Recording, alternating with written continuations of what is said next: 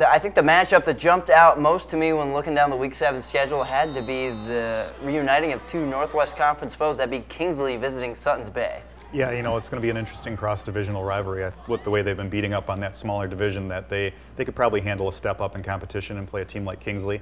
I think they stand to gain a little bit more probably than what Kingsley stands to gain from this game, considering a win for Suttons Bay would get them in the playoffs. And then also you start looking at possible home field advantage and playoff points and stuff like that for the postseason. So a win like that could really boost up their points for them. Well, and it's big for the Stags too, being at 4 wins. They would certainly like to circle this one as a winnable game for them to get them closer to 6 wins in a postseason. Two NMFL large division teams are going up against each other, but backs against the wall kind of. You take them one game at a time. I'm sure that's how Elk Rapids and Grayling are looking at it at 3 wins right now. Yeah, basically both these teams are in a 3-week playoff window that they're going to be playing, and they can't afford to lose at this point.